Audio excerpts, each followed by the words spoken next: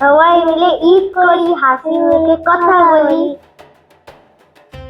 আসসালামু আলাইকুম, ঈদ মুবারক। সবাই কেমন আছেন? আজকে ঈদের দিন আমরা সবাই খুব খুশি। দেখেন আমার মা অনেকগুলো খাবার বানিয়েছে। আমার বন্ধুর বাসায় পাঠাবে। দেখেন চটপটি রান্না করেছে, আইসক্রিম রান্না করেছে, পায়েস রান্না করেছে। তাহলে আমি এখন আমাদের বন্ধুর বাসায় দিয়ে আসি। Easy let's pack the food.